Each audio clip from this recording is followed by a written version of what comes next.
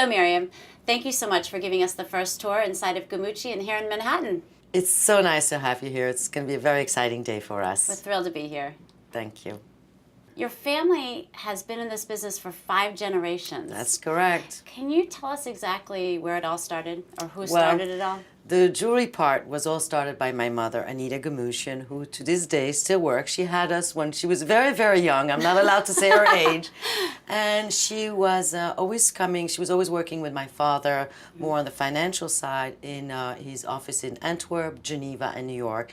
And my father's business specialized in fine gemstones. Okay. He was actually one of the first one that started the whole natural color diamond craze, and he had an amazing collection that was at the Natural Museum History here in New York. Wow. And so she was coming to New York. This is back in the 70s. And the jewelry then was just so different than what was happening in Europe, because she's from Istanbul. She was born and raised in Istanbul and then came to Belgium when she married my dad. And us, the fourth generation, we were all born in Belgium. And so we are European, our tastes are very European. And in those days in America, unlike today, you didn't have the Donna Karens, you didn't have the Ralph Lauren. The fashion as well as the jewelry was just very, very different than what was happening. So she saw this need for more delicate, feminine, elegant jewelry that she felt was lacking here in this country. So she called me and my sister while we were in university, because we all came here for college in the United States, and she called us while we were in university, and she said, well, this is what I want to do, but I will only do it if you're on a board with us, with me.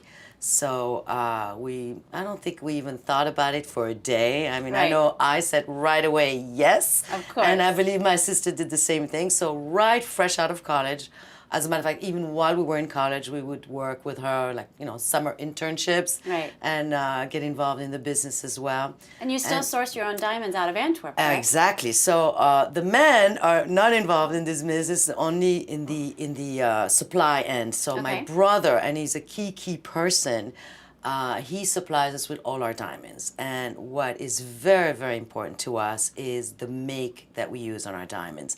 What that means is, if a diamond is well cut, if a diamond is well made in the right proportion, it will sparkle like you can't believe. And it's not just the color, the clarity. This is something that the consumer really knows nothing about.